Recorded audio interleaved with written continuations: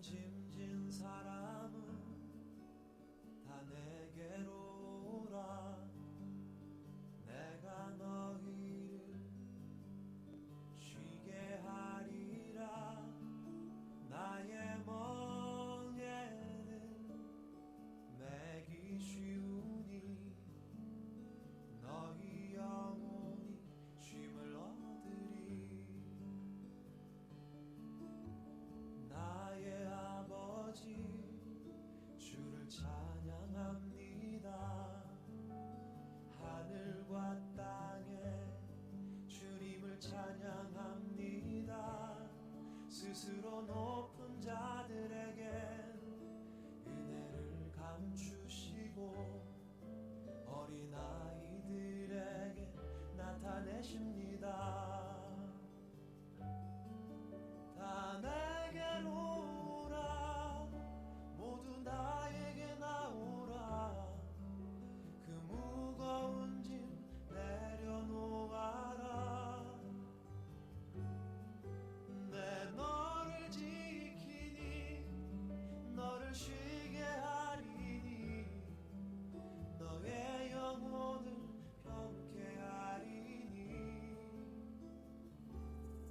무거운 짐진 사람은 다 내게로 오라.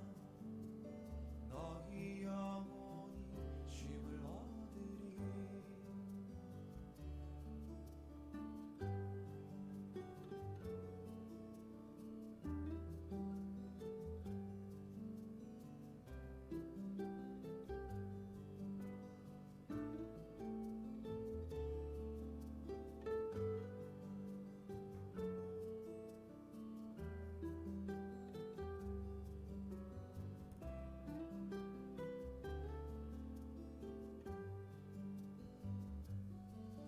다 내게로 오라. 모두 나에게 나오라. 그 무거운 짐 내려놓아라.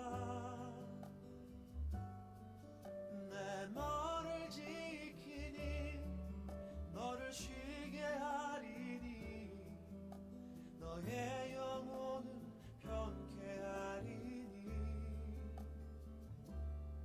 무거운 짐진 사람은 다 내게로 오라. 내가 너희를 쉬게 하리라. 나의 멍에는 매기 쉬우니 너희 영혼이 쉼을 얻으리.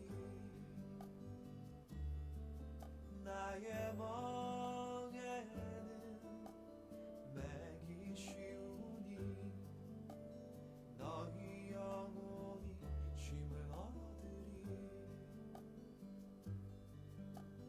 너희 영혼이 쉼을 얻으리.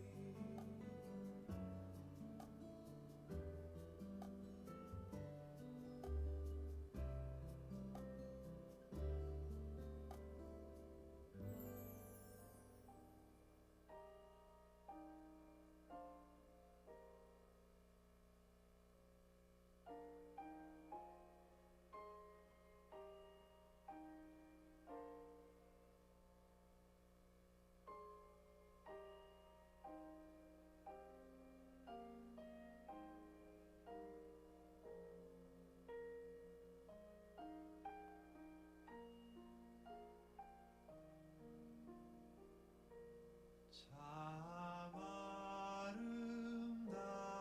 아름다워라. 주님의 세계는 저 솔로몬의 옷보다 더 고운 백합화. 주 찬송하는 듯 저 맑은 새소리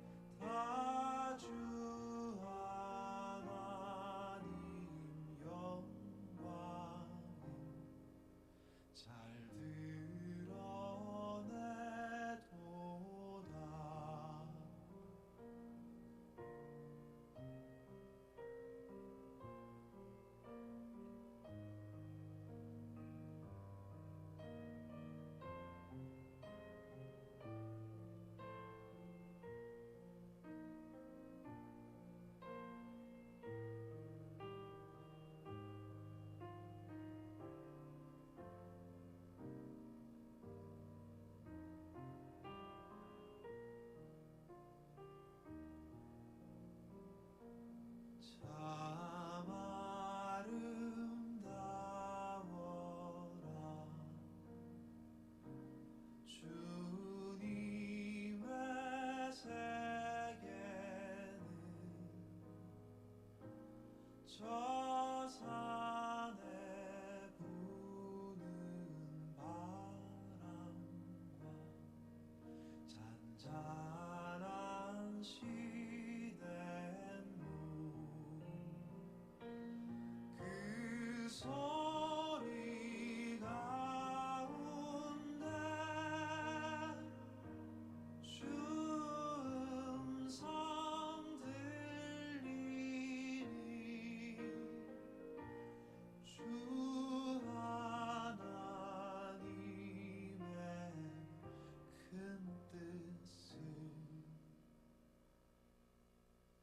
날 듯한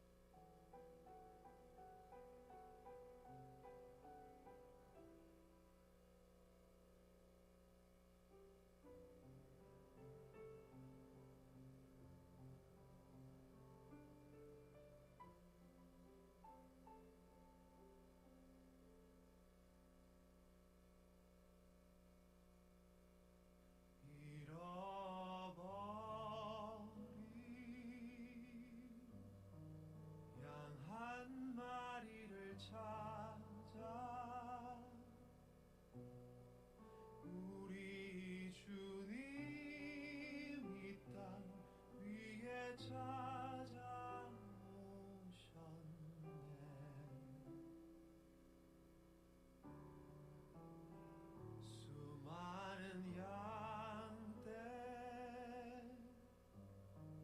그 가운데 길이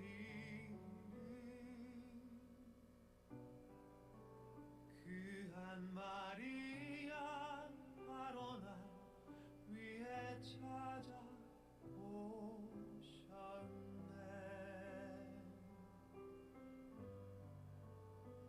아무리 작은 자 하나도 잃지 않으시며 모두가 그곳에 하늘의 아버지 집에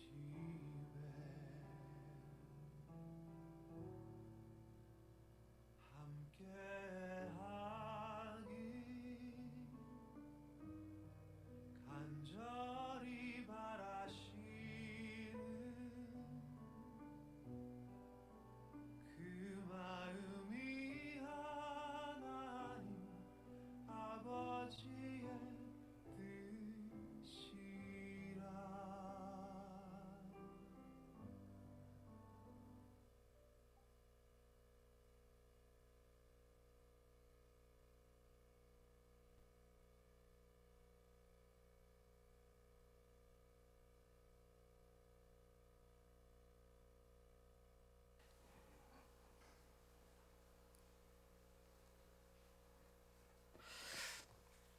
우리 이 시간 다 같이 일어나셔서 묵도 드리심으로 주일 오전 예배 우리 하나님 앞에 드리겠습니다.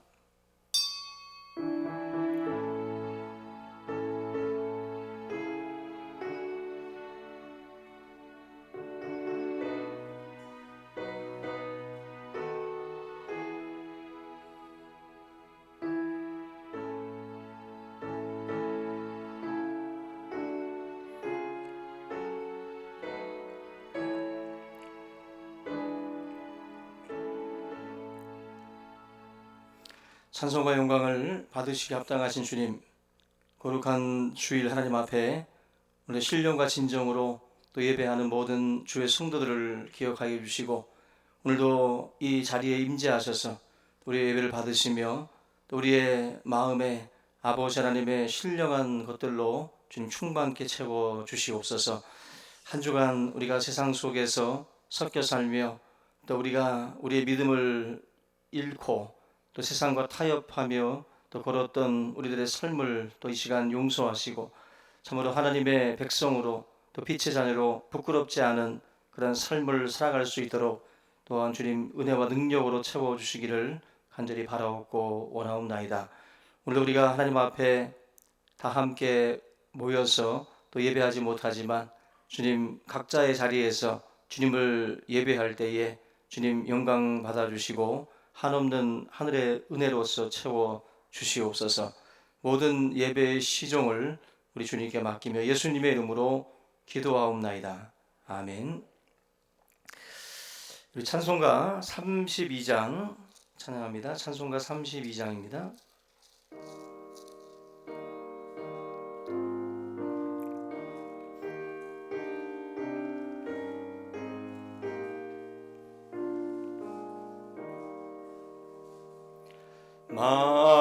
만유의 주제 존귀하신 예수 사람이 되신 하나님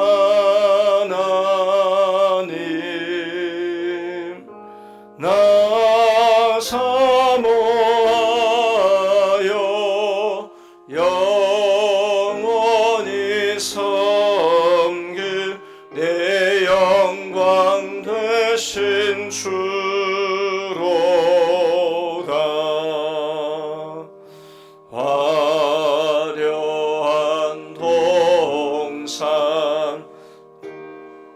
명한 저 수모 아름답고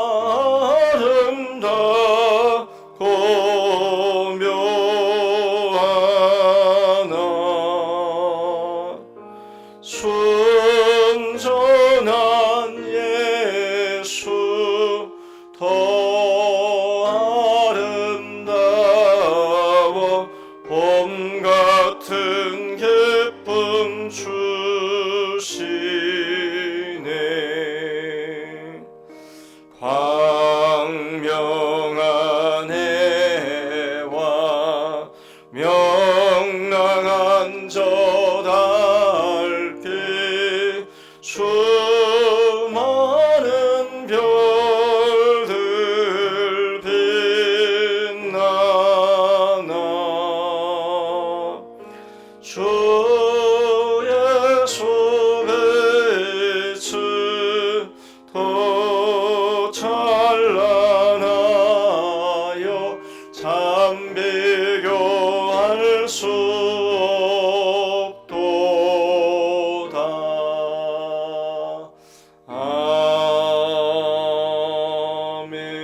아멘.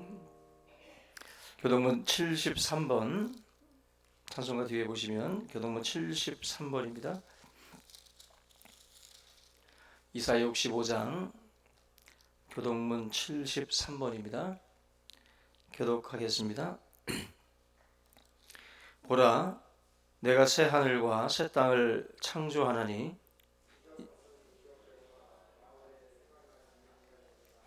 너희는 내가 창조하는 것으로 말미암아 보라, 내가 예루살렘을 즐거운 성으로 창조하며 그 백성을 기쁨으로 삼고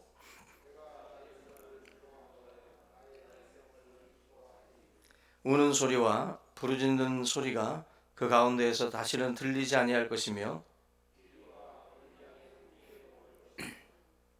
사자가 소처럼 짚을 먹을 것이며 뱀은 흙을 양식으로 삼을 것이니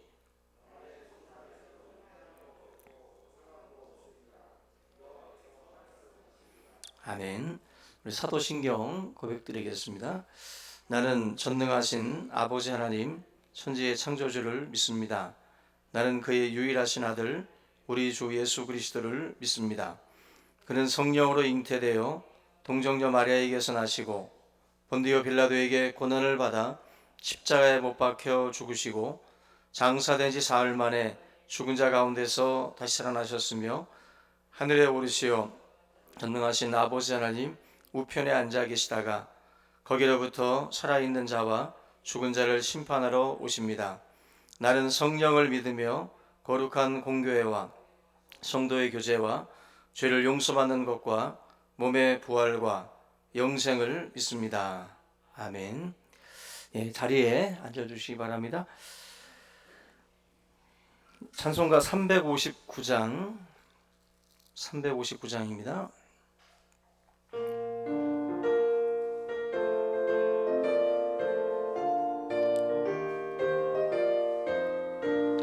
전성을 향해 가는 성도들아 앞길의 장애를 두려 말라 성령이 너를 인도하시리니 왜 지체를 하고 있느냐 앞으로 전성을 향해 나가세 전성문만 바라고 나가세 모든 천사 너희를 영접하러 문 앞에 기다려 서 있네 너 가는 길을 누가 배웠거든 확실한 증거를 보여주어라 성령이 친히 감화하여 주사 들도 참기를 찾으리 앞으로 전성을 향해 나가세 전성문만 바라고 나가세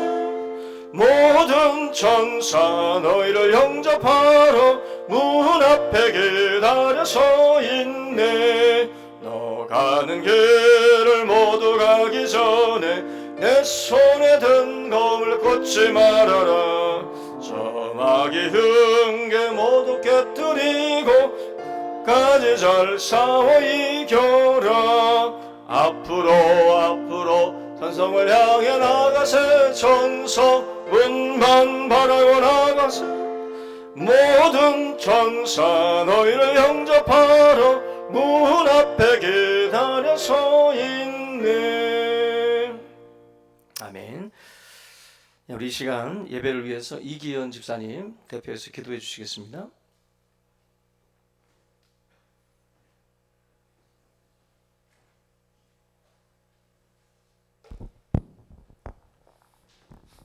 기도드리겠습니다. 봄에 우리로 하여금 씨를 뿌리게 하시고 가꾸게 하시고 주님의 은혜로 말미암아 많은 결실을 맺게 하셔서 이 가을에 풍성히 추수할 수 있도록 인도하신 하나님 아버지, 그 은혜를 참으로 감사드립니다.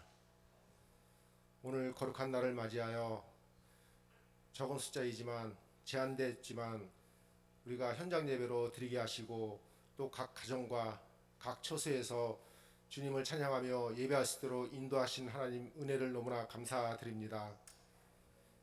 장기화된 이 코로나19로 말미암아 세계 경제가 더욱더 어려워지고 있고 또 많은 사람들이 통제와 제한된 삶 속에서 힘들어하고 있는 이 상황입니다. 이 코로나19 종식을 위하여 각 나라의 정부와 각 기관들과 또한 의료진의 백신 개발과 또 수많은 사람들이 현장에서 애쓰고 수고하고 있는 가운데 있습니다. 주님께서 그 손길 위에 지혜와 능력을 더하여 주시사 이 코로나19가 하루빨리 종식될 수 있도록 인도하여 주옵시기를 간절히 이 시간 기도하옵고 기도하옵나이다. 또한 하나님께서 또한 많은 사람들과의 대면을 또한 금하고 있는 가운데 있지만 하나님께서 우리 믿는 사람들을 더 축복하시사 우리가 주님과 주님 말씀을 일할 때 더욱더 긴밀히 접촉하고 또 그 말씀 가운데 사로잡히는 주의 믿음의 자녀들 다 될 수 있도록 주님께서 축복하시고 인도하여 주옵시기를 간절히 바라옵고 원하옵나이다. 특별히 이 어려운 상황 속에서도 우리 충신교회를 또 인도하시고 사랑하시는 하나님, 그 은혜를 너무나 감사드립니다. 이런 가운데 우리가 또한 미래의 비전을 품고 교육관을 건축하고 또한 교회 리모델링을 또 시작하게 허락하신 하나님께 모든 영광 돌립니다. 이 건축을 위하여 특별 90일 작정 기도회와 또한 하나님 아버지 또한 많은 손길을 통해서 그 헌신하고 물질로 또 기도로 또 여러 가지 모양으로 또 관심을 갖고 참여하는 모든 주의 성도들 가운데 30배, 60배, 100배의 귀한 축복으로 주님께서 축복하여 주옵시기를 간절히 바라옵고 원하옵나이다. 너무나 어렵고 힘든 상황이지만은 주님께서 우리를 주의 찬양과 주의 말씀으로 평안함으로 인도하실 줄 믿사오니 우리가 의지하며 신뢰함으로 주님 앞에 기도하며 하나님 나가기를 원하오니 이 시대에 더욱더 대면 예배를 통하여서 주님 앞에 영광 돌 수 있는 그날이 하루속히 올 수 있도록 주님 인도하여 주옵시고, 또한 비대면 예배를 통하여서 우리가 우리의 믿음이 우리의 신앙이 또한 땅에 떨어질까 두렵사오니 우리가 더욱더 하나님을 의지함으로 굳건히 주님 앞에 나갈 수 있는 믿음의 자녀들 다 될 수 있도록 주님 인도하여 주옵시기를 또한 간절히 바라옵고 원하옵나이다. 이 시간에 말씀 선포하시는 우리 목사님 영육간에 더욱더 강건함을 허락하여 주옵시고 주의 영적인 능력과 영적인 지혜를 허락하시사 이 시대에 더욱더 귀한 사명을 잘 감당할 수 있는 주의 신실한 종이 될 수 있도록 주님 인도하여 주옵시기를 간절히 바라옵나이다. 주의 지팡이로 지금까지 인도하시고 여기까지 인도하신 주님 앞에 감사를 드리옵고 예수 그리스도를 받들어 기도드리옵나이다. 아멘.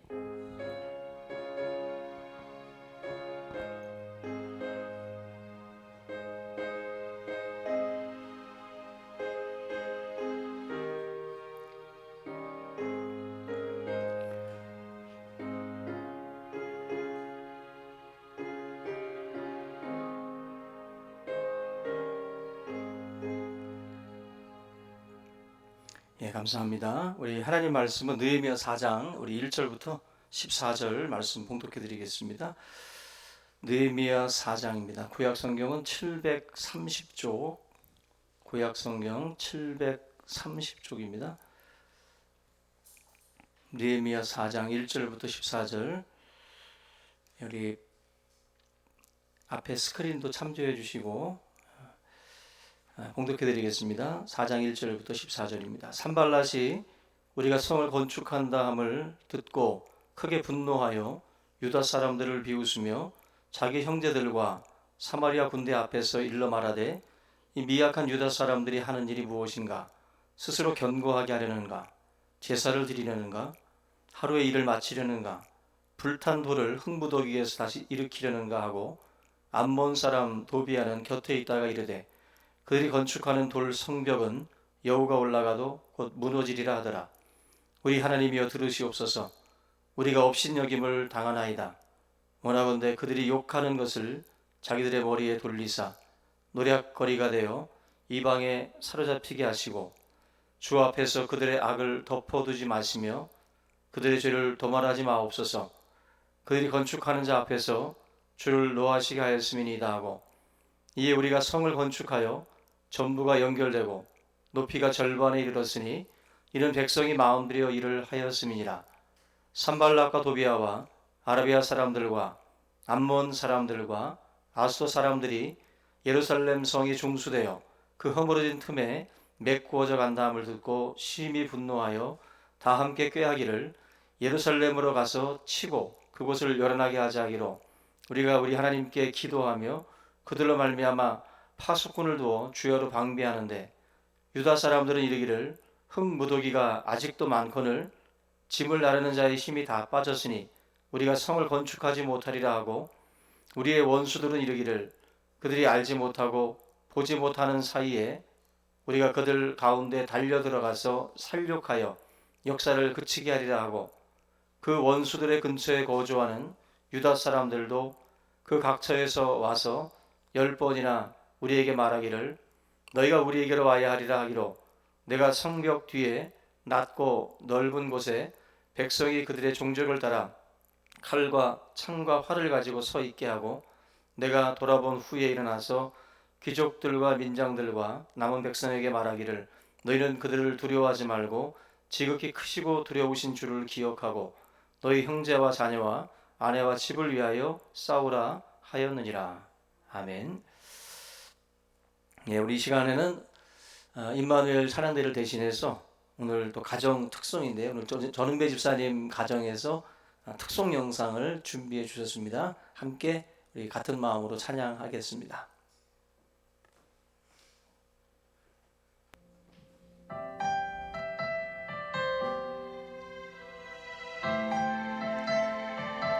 불 좀 꺼주세요.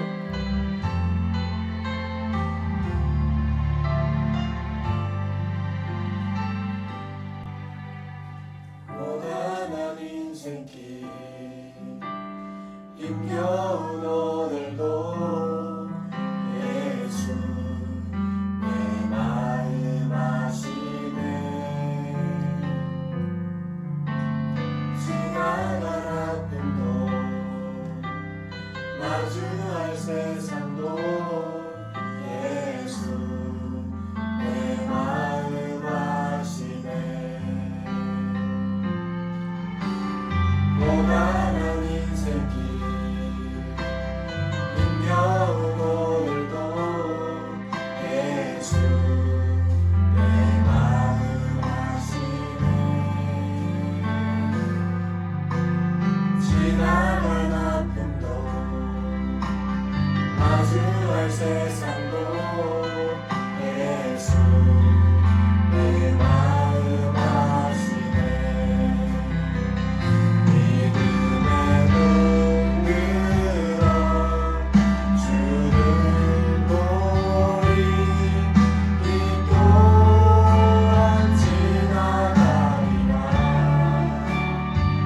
주 아직 내 삶의 시간 속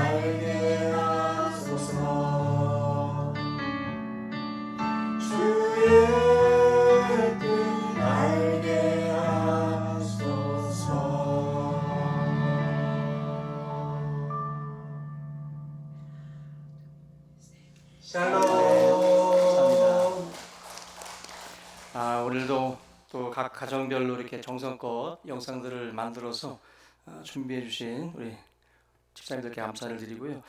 앞으로도 우리 각 가정별로도 여러분들이 신청을 해서 우리가 이 비대면 예배가 진행되는 동안은 그래도 각 가정별 찬양들을 우리가 함께 잘 준비해서 하나님 앞에 올려드리는 그런 주일 예배가 될 수 있길 바랍니다. 예, 오늘 느헤미야 강의 5번째 시간인데요. 오늘 비웃는 자들을 대처하는 방법이라는 제목으로 우리 같이 말씀을 나누겠습니다. 파도가 없는 바다가 우리가 있을 수 없다라는 말이 있듯이 우리가 사는 삶도 우리가 순탄하게 항상 그렇게 살아갈 수만은 없습니다. 뭐 오르막도 있고 내리막도 있고 또 굴곡진 그런 그 삶들을 사실은 우리가 살아갈 수밖에 없게 돼 있는데, 그러다 보니까 뭐 사고도 당하고 또 사기도 당하고 또 병도 걸리고 또 여러 가지 좋지 않은 일에 엮여지는 경우들도 많습니다. 그렇게 다들 좀 처절할 정도로 그렇게 인생들을 살아가고 있는데, 믿는 자나 믿지 않는 자나 사실 그런 일들이 가리지 않고 다 쏟아져요. 비가 와도 믿는 집 밭에만 비가 내리는 게 아니라 믿지 않는 집에도 내리고 다 내리듯이 이런 삶의 여러 가지 아픔들도 믿든 믿지 않든 사실은 다 찾아옵니다. 그런데 다 찾아오지만 그것을 맞이하는 그 삶의 태도는 달라야 되겠죠.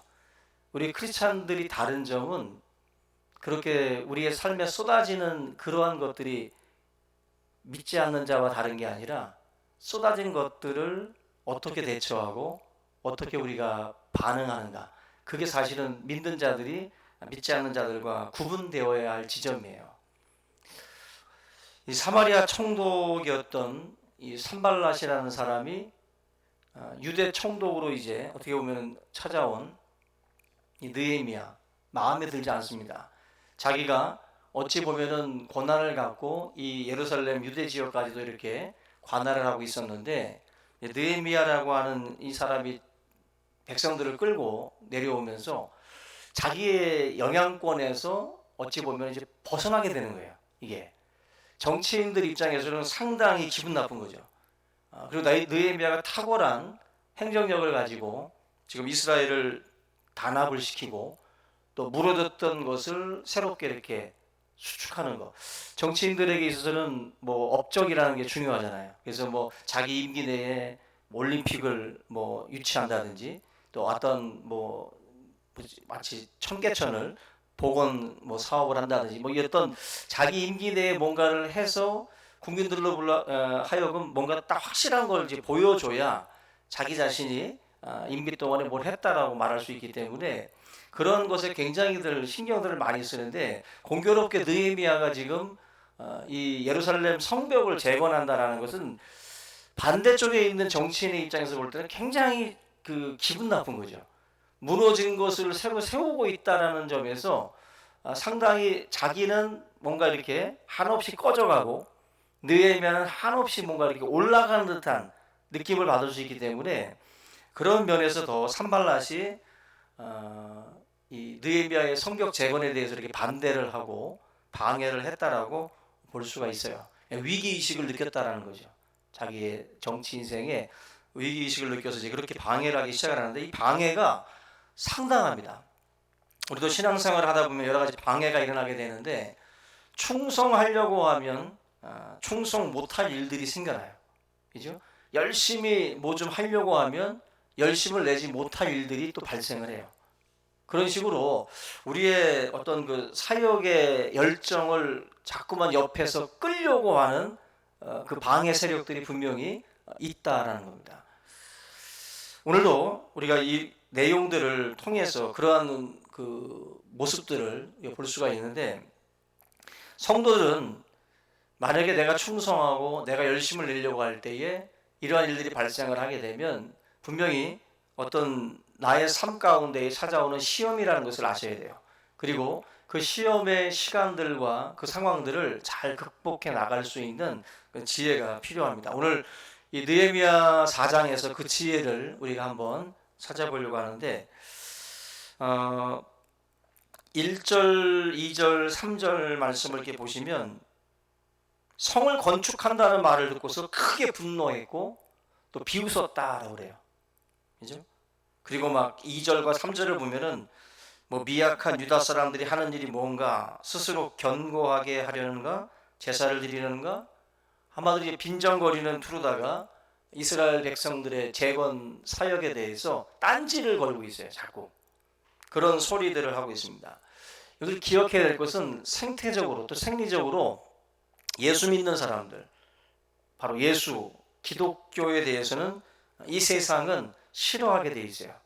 세상은 어둠은 빛을 미워했어요. 예수께서 이 땅에 왔을 때에도 어둠에 있었던 백성들이 예수 그리스도를 영접하지 않았던 것처럼 하나님의 백성들은 빛의 삶을 살아야 돼요. 쓸데없는 것으로 세상의 욕을 먹고 짓밟히는 게 아니라 빛된 삶을 살면 어둠에 있는 자들은 빛을 싫어하게 돼 있어요.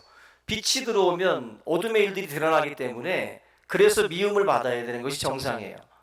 근데 우리가 그러한 것이 아니라 만약에 상식 이하의 행동을 해서 욕을 먹고 우리가 세상에 빛이 되지 않는다, 이거는 옳지 않은 것이고, 여러분들의 성실함과 올바름, 불의를 미워하고 정의롭게 살려고 하는 그 삶의 모습이 어둠에 있는 자들에게는 그게 굉장히 걸림돌인 거예요. 그게 그래서 싫은 거죠. 그게 어찌 보면은 세상의 구조라고 볼 수가 있어요. 그래서 이거는 논리의 문제가 아니라 본질의 문제입니다. 빛과 어둠은 본질적으로 사실은 어둠은 빛을 싫어하게 돼 있는 거예요. 그런 면에서 우리가 남자들 같은 경우는 군대를 한번 가보면, 군대 가면 예수 믿는 사람들을 유독 괴롭히는 사람들이 있잖아요. 저도 군대 가서 이제 군종병으로 입대를 했는데, 군종병으로서 이제 사역을 하면서 얼마나 딴지들을 거는지 몰라요. 너 신학교 나왔다며? 너 전도사라며? 너 나중에 교회에서 사람 등쳐먹고 그렇게 잘하겠다. 이런 그 사기꾼처럼 예수 믿는 사람들을 빈정거리고, 너 신학교에서 히브리어 헬라어 배웠다며? 칠판 한번 써봐. 한마디로 예수 믿는 것에 대해서 굉장히 그 빈정거림을 통해서 우리로 하여금 굉장히 막 그 우리 스스로를 비참하게 만들 정도로다가 그렇게 몰고 가는 사람들이 있어요. 그리고 교회를 가려고 하면 그걸 방해하고 작업을 시킨다든지 그런 딴지를 걸어서 못 가게 만드는 사람들도 있고, 또 갔다 오면 또 시비를 걸고 너 때문에 우리가 고생했다라든지 막 여러 가지 말들을 해가면서 사람들을 굉장히 무안을 주는 그런 사람들이 있습니다. 이 산발락 같은 경우도 하나님의 백성들의 어떤 그 사역에 대해서 본질적으로 싫어하기도 하고, 또 이제 딴지를 걸면서 이제 방해를 하기 시작을 하고 조롱을 하기 시작을 하는데, 이게 여러분들 2절과 3절의 내용들을 가만히 읽어보면 이거는 심리전이에요. 심리전. 사람이 흔히 멘탈이라는 말을 많이 하잖아요. 멘탈이 무너지면 무너집니다. 그래서 아무리 실력이 좋아도 연습할 땐 잘하는데 현장 가면 멘탈이 무너져가지고 잘 실력 발휘를 못하는 사람들 있잖아요. 그죠? 바로 이 심리전에서 무너뜨리는 경우들이 많은데, 2절과 3절에 있는 내용들은 바로 그런 사탄이 가장 손쉽게 하나님의 백성 그 공동체를 무너뜨리는 전략입니다. 여러분들이 아셔야 될 것은 산발락과 도비아라든지 이런 사람들은 실제적으로 느헤미야의 성벽 재건 공사를 자기들이 직접 뭐 공격한다든지 이런 식으로 방해하기에는 상당히 꺼림칙한 부분이 있어요. 왜냐하면 이 사역은 파사 제국, 이 페르시아 제국의 아닥사스다 왕이 허락한 일이에요. 그죠? 왕의 조서를 받고 지금 이 성벽 재건을 위해서 그 먼 길을 온 거기 때문에 이게 일개 어떤 시민이 하는 공사가 아니라 저 페르시아 제국의 왕이 허락한 일이에요. 그러다 보니까 이걸 실제적으로는 산발락도 막 대놓고 공격하기에는 이건 마치 페르시아 왕에게 도전하는 게 되기 때문에 산발락도 쉽지 않습니다. 그렇게는. 그래서 어찌 보면 이들이 하는 짓은 뭐냐면 심리전이에요. 직접 공격하는 게 아니라 간접적으로 심리적으로 사람들의 멘탈을 무너뜨려 가지고 저 공사를 중지시키려고 하는 것이지, 사실 실제적으로 공격하기에는 자기들도 부담이 있는 거예요.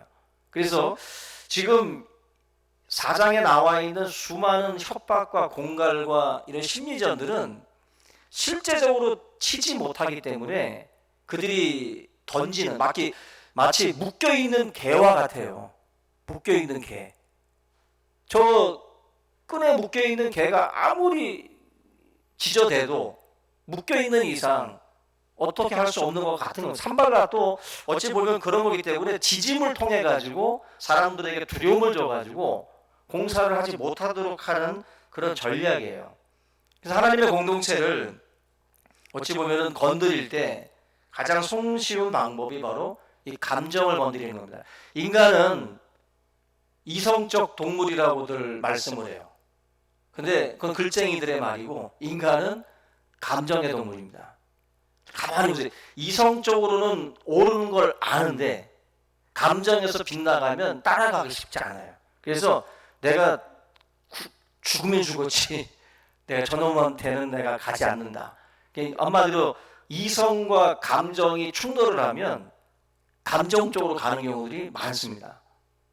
바로 지금 이스라엘 백성들을 흔들 때 지금 산발랏이 하고 있는 행동이 바로 이 감정선을 건드린다라는 거죠.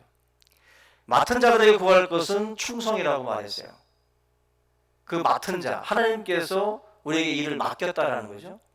근데 우리가 하나님의 일들을 감당해 나갈 때에 기분이 주도하고 감정이 주도하게 되면 나에게 하나님이 맡겼다라고 하는 그 사실을 잊어버려요. 그 사실을 잊어버리고 감정에 우리가 또 휘둘리는 거예요. 자기 감정에 휘둘려가지고 그러한 중요한 그 맡겨진 사명들을 던지는 일들이 발생을 한다는 거예요. 그래서 우리가 제일 먼저 하나님의 사람들에게 있어서 각인되어야 될 그 지식이 뭐냐면, 나는 하나님께서 내게 일을 맡기셨다라고 하는 인식이에요. 하나님이 맡긴 일들이라고 하는 그 인식이 우리에게 분명히 있어야 감정에 휘둘리지 않는 거예요. 맡은 자들에게 구할 것은 충성이라는 말은 그런 거예요. 충성하지 못하게 만드는 상황들이 너무 많기 때문에 맡은 자들은 충성에 대해서 신경을 써야 돼요. 일반적으로 우리들은 기분이 좀 나쁘면 나 안 해 하고 그냥 그만둬 버립니다. 우리가 어린애들도 그렇고 우리가 살면서도 그런 식으로 감정적으로 행동할 때가 많은데, 놓치고 있는 게 바로 그거예요. 하나님께서 우리에게 이 귀한 직분을 맡기셨다라는 거. 결국 이 심리전이라는 거는 굉장히 무서운 전략입니다. 무서운 전략. 여러분들이 신앙생활을 하시면서 가장 힘들 때가 뭐겠어요? 경제적으로 어려운 것도 힘들겠지만 교회 공동체 안에서 누군가와 감정 싸움이 벌어지고 이 트러블이 일어나게 되면 그것처럼 힘든 게 없어요. 그래서 이 감정선을 건드리면은 거기서 굉장히 큰 문제들이 많이 발생을 하게 됩니다. 결국 이스라엘 백성들에게 노렸던 것 중에 하나가 이들을 낙심케 하는 것이 산발랏의 전략이에요. 어떻게 하든지 이 사람들을 좀 낙심케 한다. 오늘 그 낙심이라는 것은 우리가 복싱으로 설명을 드리면 이해가 쉬울 겁니다. 복싱을 할 때, 권투를 할 때 글러브를 낀 손을 가지고 이제 앞면을 이제 보호하잖아요. 앞면 가드를 올려가지고 얼굴을 이제 보호를 합니다. 복싱 선수들은 철저하게 다른 것보다도 이 턱을 잘 보호해야 돼요. 그죠?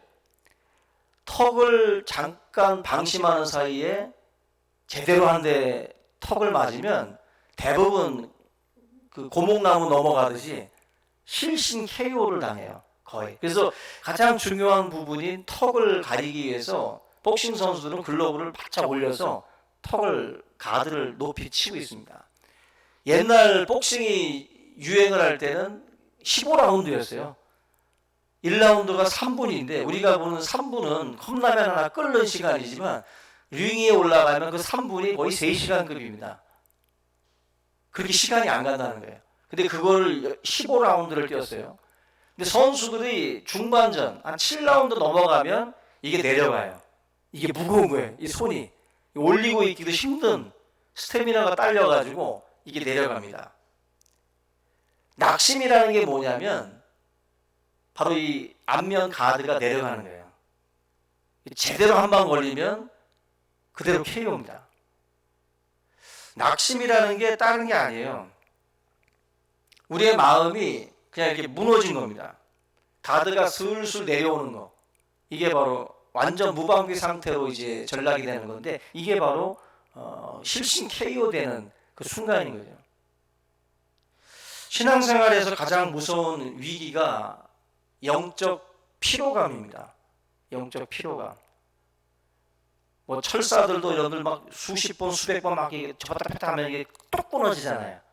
그 이제 이 철사들도 이제 피로감을 느껴서 끊어지는 거예요. 이게 낙심이라는 것도 계속해서 뭔가가 하고 해도 안 될 때, 끝도 없는 싸움을 하는 것처럼 느껴질 때, 그때 낙심이 돼요. 엘리야가 로뎀나무 아래 들어가가지고 죽여달라고 했던 이유가 뭡니까? 아합과 이세벨하고 싸우다가 뭔가 이기는 것 같았는데도 또다시 공격하고 또다시 공격하니까 엘리야가 낙심이 됐어요. 야, 이거 뭐 끝도 없는 싸움이네. 나 혼자 이걸 어떻게 감당하나 싶어가지고 이제 그만 나를 죽여달라고 가드가 내려가 버린 거예요. 그냥 더 이상 못하겠다라고 낙심해 버린 거예요. 결국 성벽 재건을 하는 이스라엘 백성들을 앞에 두고 산발랏이 한 게 바로 이거예요. 심리적으로 이스라엘 백성들에게 너희들 다 쓸데없는 짓 하는 거다.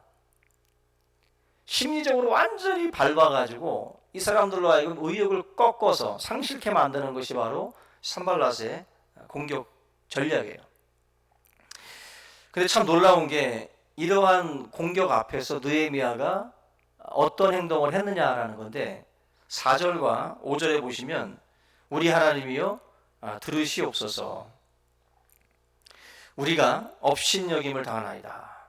원하건대 그들이 욕하는 것을 자기들의 머리에 돌리사 노략거리가 되어 이방에 사로잡히게 하시고 주 앞에서 그들의 악을 덮어두지 마시며 그들의 죄를 도말하지 마옵소서.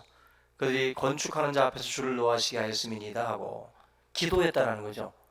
그들이 방해하고 그들이 온갖 계략으로 다가왔을 때 느헤미야가 첫 번째로 했던 것은 기도하기 시작했다. 비난과 조롱을 당할 때 첫 번째로 엎드렸다는 거예요. 느헤미야는 중요한 일이 있을 때에도 처음에 우리가 1장 서두에서도 보면은 뭐 이런 그 아닥사스다 왕에게 어떤 그 여러 가지 그 술 맡은 관원으로서 일을 하다가 그가 재앙에 왔을 때 묵도하면서 하나님 앞에 감사하는 장면이 나오잖아요. 그런 것도 다 느헤미야가 기도의 삶을 살았다라고 하는 증거인데, 지금도 보면 마치 놀림받는 아이가 엄마한테 와서 이르는 것처럼, 엄마 제가 나 놀렸어 하고 이렇게 엄마한테 이르는 것처럼 느헤미야가 하나님한테 와가지고 저 산발랏이 자기를 조롱한다고, 자기를 업신여긴다고 엄마한테 이르듯이 지금 기도하고 있어요. 딱 그 장면이에요. 그죠? 성도는 이래야 돼요. 성도는 하나님한테 가서 일르셔야 돼요. 하나님 앞에 가서 내가 이렇게 업신여김을 당합니다. 사나림이 공격해 왔을 때 히스기야가 그 협박 편지 들고 강단에 와가지고 하나님한테 편지를 딱 펼쳐놓고서 이 사내립이 나한테 이렇게 협박 편지를 보내왔다고 하나님 앞에 다 일르잖아요. 그게 기도예요. 그게 산발랏의 공격 앞에서 첫 번째로 했던 것이 바로 기도다. 9절도 가서 보시면 우리가 우리 하나님께 기도하며, 그죠? 문제가 터졌을 때 산발랏이 취한 방법은 먼저 기도했다. 유명한 이야기들이 있죠. 링컨 대통령이 남북 전쟁 당시에 극에 이르렀을 때 금식 기도의 날을 선포했다고 그러죠. 그게 1863년 4월 30일 날 북군에 있는 모든 일반 국민들한테 전쟁하는 이 상황에서 금식 기도를 선포했어요. 그래서 모든 백성들이 같이 금식 기도하나요? 대단한 거죠. 또 1940년도에 2차 세계대전 당시에 영국군이 그 33만 5천 명이라고 그러는데 이 당케르트라고 하는 데서 독일군에게 포위가 된 상황이에요. 꼼짝없이 죽는 상황입니다. 근데 이 상황에서 처칠이 더 이상 모면할 수 있는 방법이 없다라고 생각을 해가지고 교회와 국민들에게 금식 기도를 선포를 했어요. 말도 안 되지. 우리나라에서 이게 지금 가능하지도 않을 일일 텐데, 이게 지금 처칠은 33만 5천의 우리 군인들이 위기 속에 있다. 더 이상 우리는 빠져나갈 구멍이 없다. 온 국민이 함께 이 일을 놓고 기도하자, 금식하자라고 선포를 했어요. 그래서 온 국민들이 그 단케르트에 갇혀있는 영국군을 위해서 기도를 했습니다. 금식을 하고. 근데 놀랍게도 그날 정말 갑자기 쏟아진 폭우 때문에 그 폭우로 인해서 독일 전차가 움직일 수가 없었던 거예요. 그래가지고 영국군들이 그 33만 5천 명들이 빠져나올 수 있었던 거예요. 그리고 그 상황들을 통해 가지고 영국군도 역습에 성공을 해서 승리를 가져왔다라는 거죠. 이걸 우연이라고 보는 사람들은 우연으로다가 알고 가는 것이고, 하나님께서 기도하는 백성들을 외면치 않고 들어주셨다라고 우리가 믿는 거죠. 어느 지도자들이 이런 상황에서 기도라는 방법을 생각할 수 있을까요? 이게 믿음으로 준비되어 있지 않으면 힘든 거예요. 어디서 전력을 끌어오고 막 어디서 뭔가 연합군들 뭐 도움을 요청해야 될 상황이지, 기도를 요청하는 것은 사실 상상할 수 없는 일입니다. 근데 그러한 일들을 통해서 열매를 맺는 모습들을 미국과 영국에서 우리가 보게 됩니다.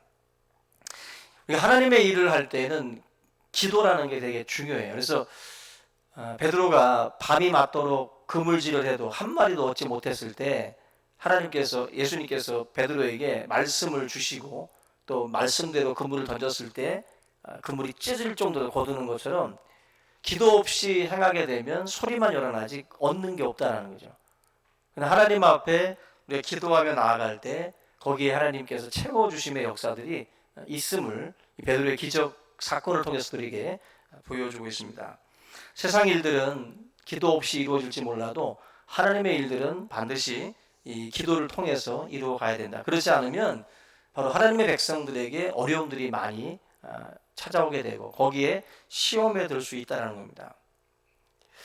느헤미야가 온 유대 사람들에게 이제 기도를 이제 요청을 했는데, 기도 이후에 그 국민들, 그 백성들과 느헤미야의 이 모습을 우리가 어느 정도 이제 알 수 있는 게 뭐냐면, 본문 6절에 보시면 기도 이후에 이에 우리가 성을 건축하여 전부가 연결되고 높이가 절반에 이르렀으니 이는 백성이 마음 들여 일을 하였습니다. 막 비방하고 조롱하고 그랬는데 그 상황에서 기도를 하고 난 뒤에 이들이 어찌 보면 믿음으로 나간 거죠. 비방과 조롱이 있지만 믿음 속에서 이 건축을 그냥 감행을 한 거예요. 그 속에서 이 결과물이 6절에 나와 있는 거죠. 전부 연결됐다라는 말은 동시다발적으로 동서남북에 있던 성벽을 각 종족에게 맡겼잖아요.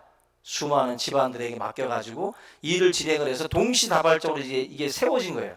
그러면서 이게 연결이 됐는데, 다 연결이 돼서 성벽이 다 둘러지긴 했는데, 고가 절반이라는 말은 둘러서 연결은 됐지만 높이는 아직까지 절반까지밖에 쌓지 못했다라는 겁니다. 그래서 지금 현재까지 이렇게 절반의 완공을 이룰 수 있었던 것은 백성들이 마음 들여서 일을 했기 때문이라고 지금 6절에서 말씀을 해요. 기도하고 난 뒤에 마음이 분산되지 않고 집중해서 그 건축 사역에 모든 성도들이 힘을 모았다는 거야. 그러다 보니까 성이 전부 다 연결이 되고 높이가 절반까지 미칠 정도로다가 그렇게 완공이 됐다는 거죠. 지금 느헤미야가 리더십을 통해서 바로 이스라엘 백성들을 잘 이끌었고 그 속에서 귀한 공사의 진척들을 보였다라는 것을 밝히고 있는 대목입니다. 결국 절반 정도가 이제 쌓여지니까 반응이 와요. 7절 이하의 말씀이 이제 바로 이 방해 세력들의 반응인데, 7절 한번 보세요. 7절 보면 산발락과 도비아와 아라비아 사람들과 암몬 사람들과 아스도 사람들이 예루살렘 성이 중수되어 그 허물어진 틈이 메꾸어져 간다함을 듣고 심히 분노했다. 이게 처음에도 분노했는데 중간 정도까지 공사가 진행이 되고 있으니까 또 이제 막 더 크게 분노하기 시작을 했다라고 그래요. 대적들에게는 스트레스죠. 뭔가 이렇게 계속해서 세워져 간다라는 이 말은 스트레스를 주는 거죠. 그래서 여기 보면은 산발랏의 방해가 이제는 연합 전선을 이루어서 방해를 합니다. 네 팀, 아라비아 사람들, 암몬 사람들, 아스돗 사람들, 이렇게 산발랏과 힘을 합쳐가지고 이스라엘 백성들을 계속 방해를 하는 거예요. 연합 전선을 구축해가지고. 그래서 8절 보면 직접 쳐들어가서 예루살렘으로 쳐들어가가지고 그곳을 막 그냥 요란하게 하자, 그런 그 방해 공작까지도 이제 생각을 하죠. 이 계획이 알려지니까 느헤미야는 느헤미야대로 또 하나님께 기도하면서 또 기도를 하고, 기도 중에 파수꾼을 또 두어서 주여로 방비하는 그러한 대비도 느헤미야가 하는 것을 볼 수가 있습니다. 9절 말씀 보시면 우리가 우리 하나님께 기도하며 그들로 말미암아 파수꾼을 두어 주여로 방비하는데, 기도하는 방법 그리고 일하는 방법을 잘 알았던 것이 바로 느헤미야예요. 우리가 어떤 일들을 할 때 두 가지를 같이 병행을 해야 된다. 한 손에는 망치를 들고 또 한 손에는 칼을 차게 했어요. 느헤미야가. 우리 이후에 나중에 살펴보겠지만 한 손에는 망치를 들고 계속 작업을 하면서도 언제 적이 쳐들어올지 모른다는 생각을 하면서 방비태세를 갖추고 그렇게 공사를 진행을 했다. 분명히 이들은 공갈과 협박의 차원에서만 머물지 몰라도 느헤미야는 철저하게 유비무함, 대비태세를 하고 준비했음을 보여줍니다. 제가 6.25 때 6.25가 새벽에 일어났잖아요. 새벽에 북에서 이제 쳐들어왔는데, 이게 사실 북괴가 3일 만에 서울을 어찌 보면은 이제 점령한다라는 것 자체가 사실 불가능한 겁니다. 아무리 뭐 전쟁 준비가 제대로 안 돼 있다 해도, 장비가 아무리 허술하다 해도 3일 만에 서울이 점령당한다는 것은 있을 수 없는 일인데, 이 상상하기도 싫은 이 일이 벌어졌거든요. 근데 그 이사란을 이끌었던 이영근 예비역 대장이 썼던 회고록이 있어요. 군번 1번의 외길이라고 하는 회고록인데, 그 회고록에 있는 내용을 잠깐 제가 소개를 드리면, 이분이 93년도에 월간 중앙에다가 이 회고록을 연재를 했어요. 연재를 이제 했는데, 6.25 전쟁 당시에 그 한국군에 발생했던 석연치 않았던 일 10가지 미스테리를 이분이 밝히고 있는데, 그 내용을 보면은 굉장히 참 정말 미스테리입니다. 첫째가 뭐냐면, 잠깐 몇 가지 말씀드리면, 당시에 육군 본부의 간부들이 모두 새벽까지 장교 구락부 왕공 기념 파티로 술에 취해 있었다고 해요. 술에 취해서 떨어져 있었고, 그리고 전쟁 발발 바로 2주 전에 전후방 부대가 교체가 됐대요. 전후방 부대가 교체가 되고 지휘관들도 다 교체가 된 거예요. 그래서 새로 부임한 지휘관은 그 지역의 지형이나 부대원들에 대해서 제대로 파악을 못했다는 거예요. 2주밖에 안 됐으니 제대로 지형도 파악 못한 데다가 부대원들에 대해서 잘 모르는 상황에서 전쟁이 터졌다는 거죠. 또 한 가지는 대규모 침공에 대한 보고가 계속 있었다는 거예요. 보고가 계속 들어왔는데도 불구하고 이걸 계속해서 상부에서 무시했다는 거예요. 조치를 취하지 않고. 또 내일 새벽에 전쟁이 터지는데 그때까지 유지되고 있었던 경계태세를 풀어버렸답니다. 경계태세를 풀어버렸고 전후방 장병 절반을 휴가를 보내버렸어요. 휴가를. 그리고 투입되지 않아야 될 곳에 투입을 해서 거대 병력들이 죽게 되고, 또 우리 군들이 철수하기도 전에 한강을 폭파했다는 거예요. 한강 다리를. 이 10가지 미스테리를 이분이 이제 밝히는데, 다른 분의 또 회고록에도 보면은 전쟁 직전에 5만 분의 1 그 작전 지도를 육군본부에서 다 회수해 갔다는 거예요. 전쟁 치러야 되는데 5만 분의 1 지도를 다 회수해 가버린 거예요. 또 박격포나 트럭, 중장비 3분의 1이 변기 창고에 입고시켰다는 거예요. 수리를 위해서. 이 장비들도 다 수리 맡겨놓은 상태고. 그래서 어찌 보면 이분들이 하는 말은 육군 본부의 지휘부 쪽에 분명히 이런 간첩과 같은 이 활동을 하는 사람들이 분명히 있었다. 좀 소름 끼치지 않습니까? 굉장히. 얼마나 우리가 어렸을 때만 해도 뭐 간첩 얘기 많이 했잖아요. 당시에는 그렇게 스며들어 있었던, 알게 모르게 들어와 있었던 자들에 의한 그런 조직적인 방해가 분명히 있었다는 거예요. 지금 느헤미야가 이렇게 방해를 받고 조롱을 당하고 음해 세력들에 의해서 이렇게 계속해서 공격을 당하는 것도 다 이유가 있는 거예요. 그리고 이 공격이 그냥 외부에서만 이렇게 막 떠들고 막 그렇게 하는 게 아니라 내부의 분열을 또 일으키게 만들어요. 그래서 내부의 문제가 생기게 되는데 적은 밖에만 있는 게 아니잖아요. 내부의 적들도 사실은 많게 있습니다. 힘을 모아도 모자랄 판인데 내부에서 기운 빠지는 소리들을 하기 시작을 하는 거예요. 그래서 이 10절 말씀 보시면 비관적인 그 바이러스를 퍼뜨리는 사람들이 있어요. 10절 유다 사람들이 이스라엘 백성 아닙니까?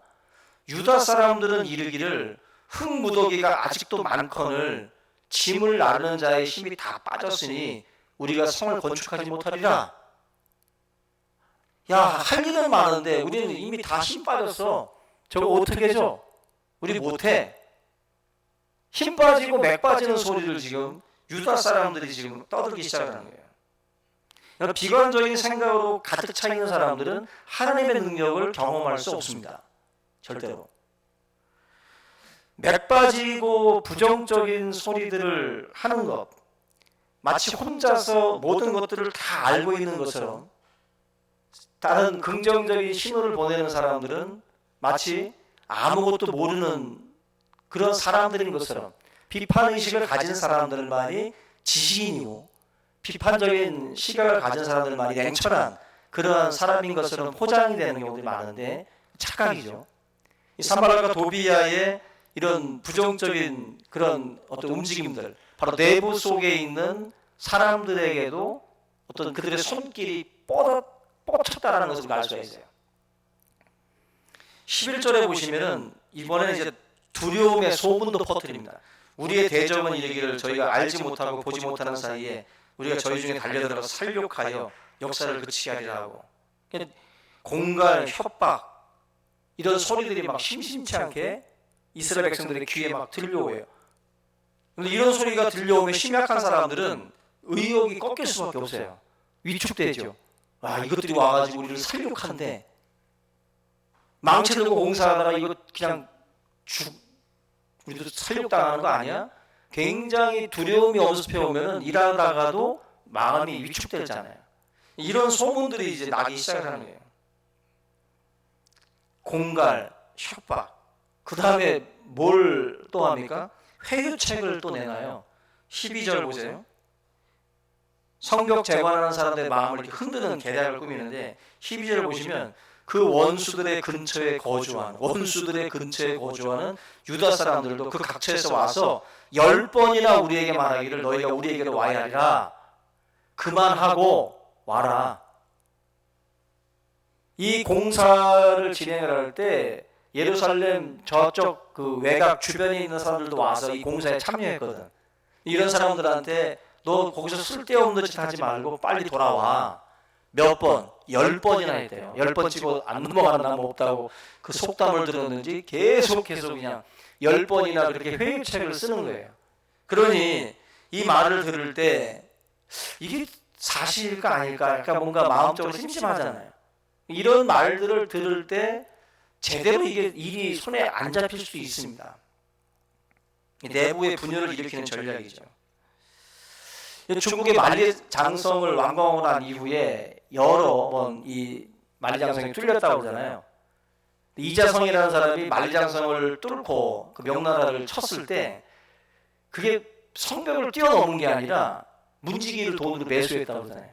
문지기를 돈으로 매수해가지고 그 성을 뚫고 들어간 거예요. 그러니까 어떤 용감 무쌍한 용사들에 의해서 만리장성이 점령당한 게 아니라 그냥 사탕 발림에 녹아버린 거예요. 돈에 그냥 매수가 돼가지고 그게 뚫려버린 거예요. 결국 지금 우리가 명심할 게 이렇게 사단은 어떤 것을 공격을 할 때 외부에서도 공갈과 협박이 있겠지만 내부의 어떤 그 사탕의 사탕 발림에 녹는 사람들이 있거든. 그런 사람들을 통해 가지고 문을 열게 만드는 일들이 있어요. 걷잡을 수 없을 정도로. 문이 열리면 그냥 걷잡을 수 없는 거잖아요. 성문이 열리면. 근데 아무리 외적으로 근육맨이라고 해도 내부 장이 썩으면 그냥 죽는 것처럼 내부에서 문제가 생기게 되면 상당히 심각한 균열이 일어나게 되는 거죠. 오늘 이 느헤미야 4장을 통해서 저와 여러분들이 깨달아야 됩니다. 하나님의 일들을 우리가 진행을 할 때 반드시 분노하는 세력이 있고 음해하는 세력이 있고 분열을 조장하는 세력이 있고 우리를 의기소침하게 만드는 여러 가지 일들도 우리 가운데 벌어질 수 있어요.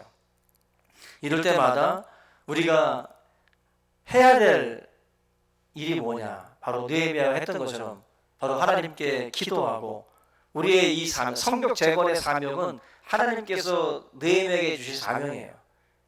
그 사명을 하나님께서 나에게 맡겼다라고 믿고 그 느헤미야는 이 공격 앞에서 굴하지 않고 끝까지 이스라엘 백성들을 잘 이끌어서 52일 만에 성벽 재건을 완공을 합니다. 완성을. 우리 모두가 하나님 앞에 부여받은 사명들, 그것이 무엇이든지 간에 그 사명들을 이루어 갈 때 이런 많은 어려움들이 있을 겁니다. 그럴 때마다 잘 분별하면서 기도하면서 여러분들에게 주어진 그 사명을 잘 완공해 나갈 수 있는, 마무리해 갈 수 있는 우리가 모두가 되기를 주님의 이름으로 축원합니다. 우리 이 시간 오늘 이 말씀 우리 함께 붙들고 한 1분 정도 기도하겠습니다. 살아계신 하나님 감사를 드립니다. 오늘도 우리에게 주어진 귀한 사명들, 우리에게 맡기신 사명들 충성되게 감당해 나갈 수 있게 하옵시고 하나님 참으로 우리들 주위에서 우리를 흔들고 우리의 마음을 흔들고 우리의 삶을 흔드는 그 수많은 방해 앞에서 좌절하지 않게 하시고 끝까지 믿음으로 승리할 수 있는 하나님의 백성들 되게 하여 주시옵소서. 아버지 하나님, 느헤미야가 하나님의 사명을 받들어 성벽을 재건하듯 우리에게 주어진 하나님의 거룩한 사명들을 하나하나 이루어 나갈 때에 결코 사단의 세력들이 그 모든 것을 그냥 침묵하지 아니하고 온갖 계략으로 우리를 흔들 줄 압니다.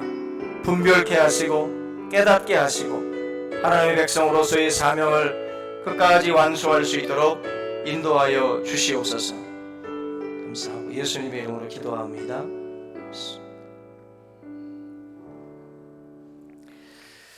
여기 찬송 50장 찬양합니다.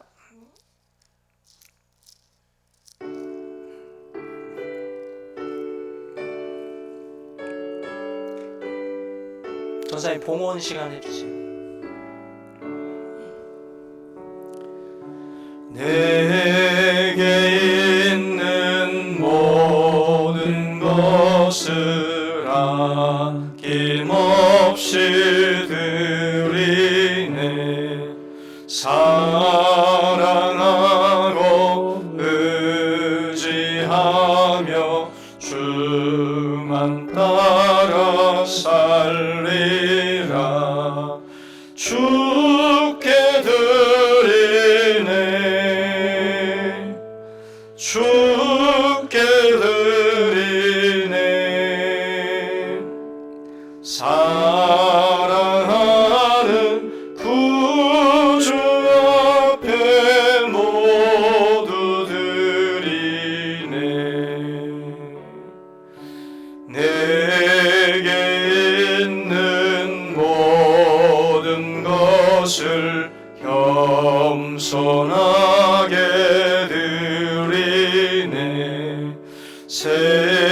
세상 욕심 멀리하니 나를 받아 주소서. 주께 드리네, 주께 드리네. 사랑하는 구주 앞에 모두 드리네.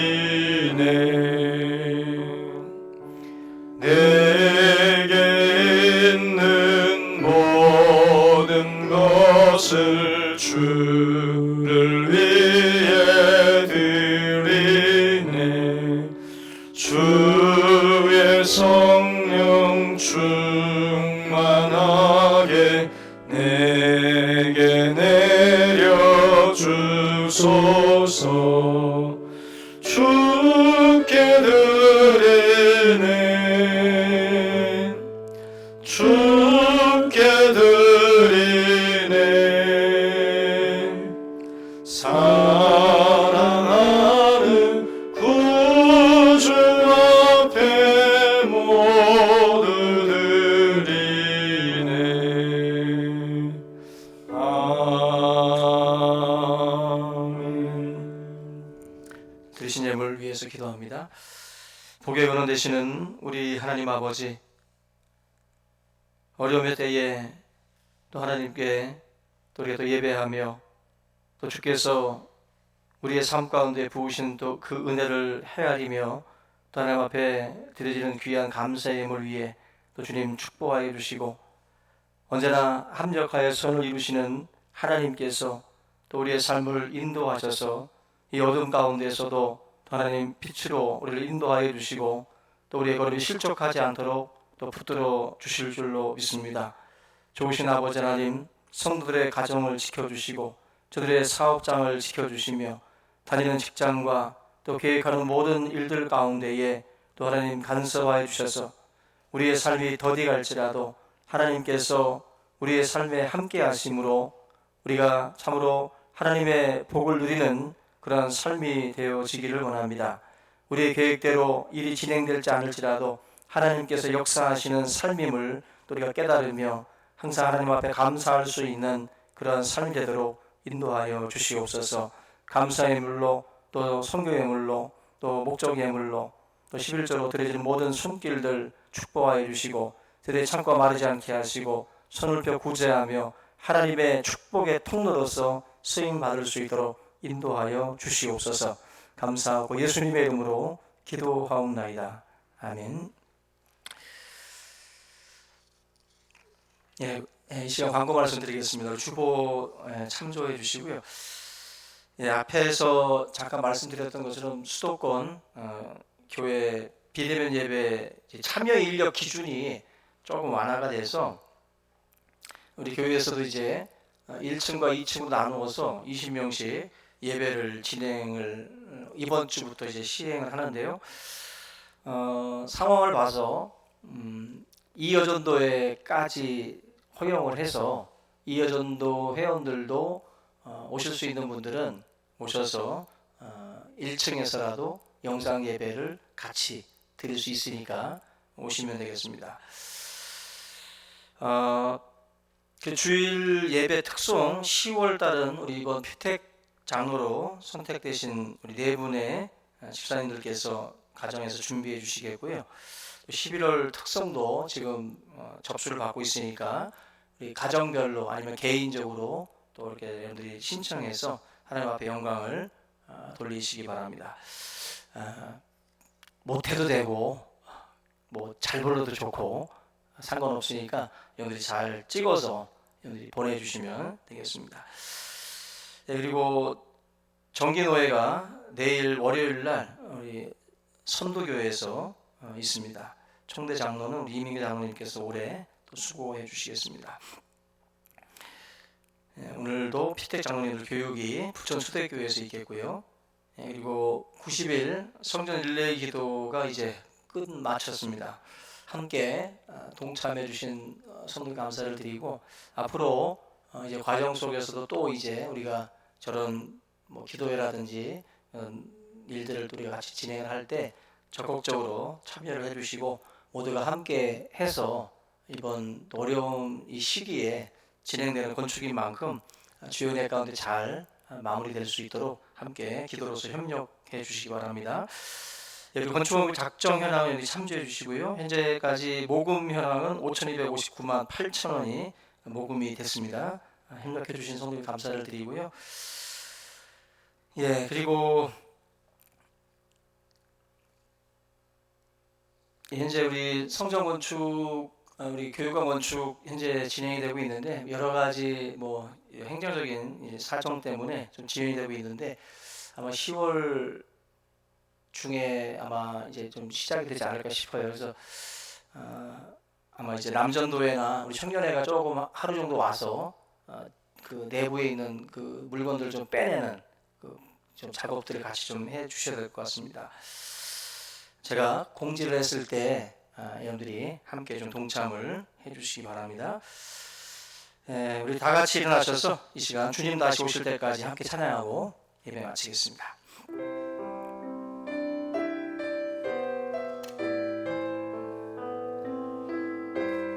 우리 두 손 들고 찬양합니다.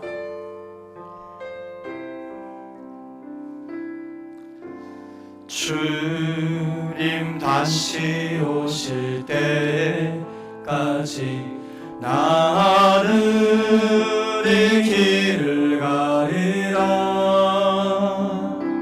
좁은 문 좁은 길 나의 십자가 지고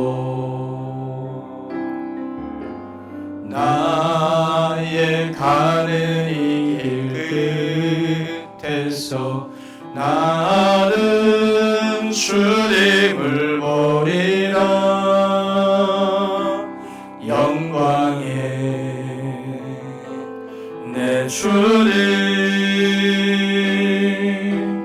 나를 맞아주시리. 주님 다시 오실 때까지 나는 일어나 달려가리라. 주의 영광 온 땅 덮을 때 나는 일어나 노래하리. 내 사모하는 주님 온 세상 구주시라. 내 사모하는 주님 영광의 왕이시라. 내 사모하는 주님 온 세상 구주시라. 내 사모하는 주님 영광의 왕이시라. 영광의 왕이시라.